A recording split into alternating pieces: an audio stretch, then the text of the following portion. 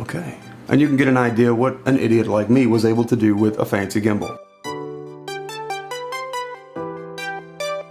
Hey guys, what's up? It's Matt with 86, and I just want to talk about something real quick. This is not a comprehensive review of the Moza Aircross. If you're looking for a comprehensive review, you will not find it in this video. I'm going to talk about what I've learned about it and kind of working with the gimbal, but not so much a deep, in-depth, comprehensive review. Now, why is that? Because I don't feel like I possess that knowledge or that skill set that really has an understanding or comparison of more high-end video-using equipment or video recording equipment like gimbals or jigs or any of that. Like, I just don't have that yet. I want to get there one day, but I don't have that. This is more of a, can a noob get this out of a box and then do something with it and figure it out? That's all I've done. There are people out there that possess the finesse to really use some of this equipment that I just don't feel confident that I have. I'd like to get there one day, like I said, but that's what this video is really going to be about. My experience using it, a little bit about construction, a little bit about the features that I'm able to use with it. Now, in most of my videos that I do and most of the things that I record, it in no way plays any part. In fact, it sat on the shelf for almost a year. I got it out to make this video and realized I really kind of want to do more with this and get back into it and make some videos using it. Anyways, now that we got that out of the way, let's roll into the video and see some stuff. I did do some sample footage. I did do a little bit about how particular cameras may work with it, and hopefully that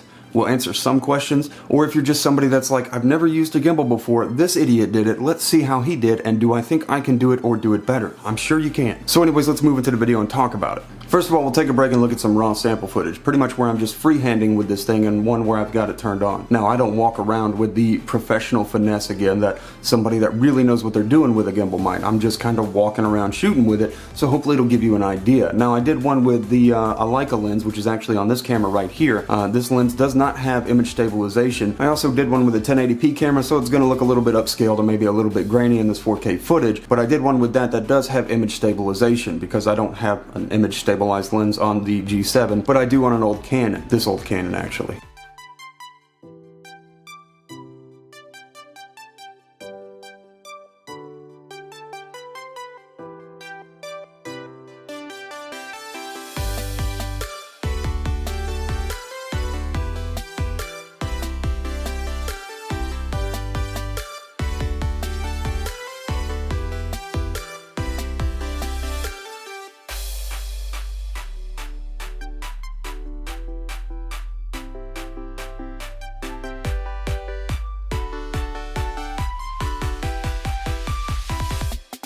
Yeah.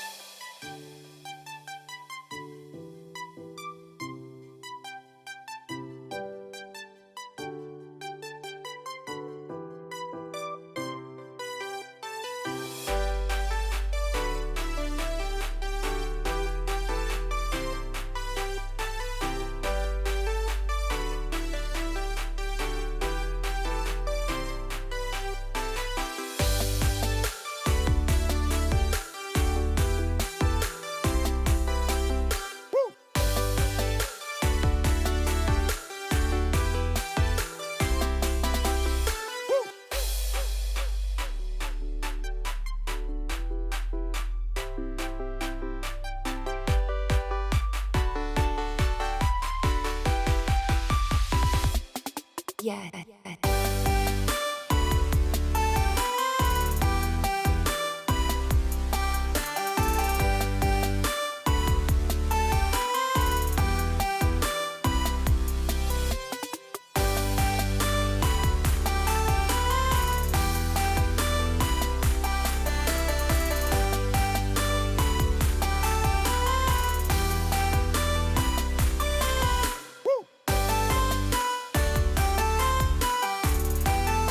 Now, I'm definitely impressed, but if I have to say, I don't know if it's $250 to $300 to $400, depending on what gimbal you're looking at, impressed. Is it something that's going to benefit you in your day-to-day life? Is it something you're going to want to use? Another thing with gimbals like this is they do require power for the motors. It's powered by 3 Moza batteries. Now, inside the box, we get the gimbal itself, a plate, which is nicely labeled to tell you what direction the lens is supposed to go. Great for noobs like me. It even tells you how to insert it on the actual gimbal itself. Again, really nice for noobs like me. I definitely recommend saving your instruction book so that you can reference it for all the things you want to know. There's a lot of little things you can do with the analog and the power button here on the actual stem itself that will help you. One of the feature failures I did have is that it's supposed to work with the Panasonic cameras, and it's supposed to work pretty flawlessly. There's an input on it where you plug USB in and you go into the remote input on the camera itself, and when you've done that and it's mounted on here, you should be able to click the power button once to begin recording, click it once again to stop recording. This would have been an incredible feature, but it was 1 in 6 tries for it to do either. That's a bunch of annoying. Some of the more fun things you can do with it is it does have an app both on the desktop for Windows. I think there's a Mac version too if you use Mac, and on the phone. On the phone I was able to just set it up, connect to it via Bluetooth, and just use it to look around, look up and down, change pitch and yaw, and make neat little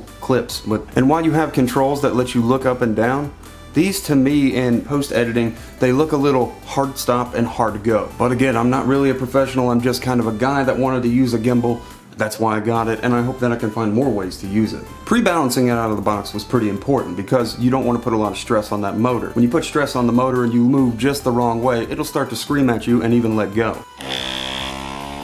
You can damage your motor doing this, so be careful. Make sure that you're presetting it up pretty well, and just be very cautious with it, because if you get into a situation where the motor's really struggling, you don't want to damage it, and you want to make sure to either turn it off or reset it immediately. I do like the fact that it comes with a little tripod stand, and it's neat that you can do things like set it up to shoot some time-lapse videos where you can tell it to just slowly look around in whatever direction and pre-programmed setup.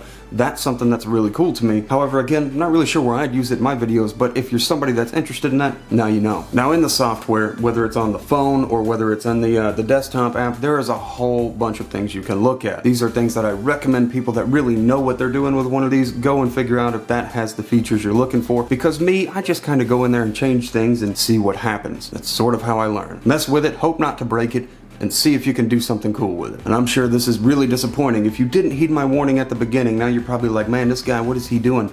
Again, this was just to see if me, a noob, somebody who's never used something like this, could get one and kind of figure out what I wanted to do with it. The answer is yes. Ultimately, I can. Where I can apply that, that's kind of the thing. Like, I don't know how much use I have for it to how valuable it really is to anything I might do. This would be a more useful tool to somebody who's on the go a lot more, somebody who's going to be going out there and making these steady shots. But I plan on keeping it up and trying to figure out better ways to use this, or more places that I can use this, because to me it sits on the shelf and I have done nothing with it for the most part. But I do enjoy this and the concept of what I can do with it. Now again, if you're not somebody that's sure you're going to use a gimbal, you probably won't. But if you're somebody that's sure, whether you have experience or not, that you want a gimbal, that's something you're going to be using, whether you're filming videos at weddings or filming your daily life blogs or your travel videos, I don't know, this thing's pretty useful. I would probably want to say that you might want to invest in extra batteries, because once that motor goes, then you're just kind of stuck freehanding, and that's not always easy, bobbling, wobbling. Extra batteries are definitely a must. And if I didn't mention, it does come with pretty much every cable that you're going to need for whether it's a Sony or a Panasonic camera. Now, as far as working out of the box, it's going to drive me crazy to turn it back on. Now, as for working out of the box with things like Canon,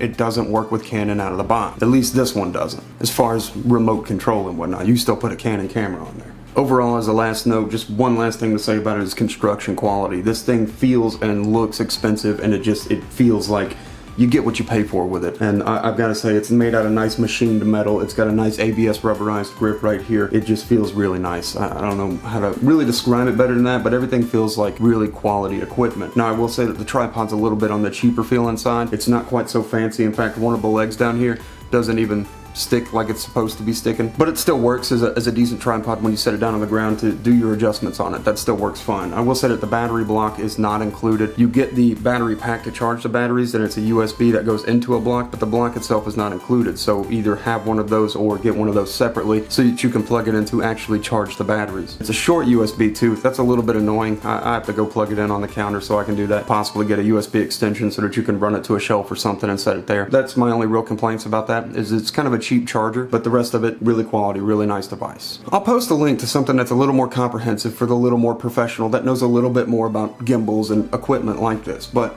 again, this was just kind of to show you, can a noob do this? Anyways, guys, have a great day, night, whatever it is. I'll see you in the next video that I do. I'm gonna post more comprehensive reviews down below of this so that you can go check out people that really know what they're doing. Have a great day, night, whatever it is. See you in the next one.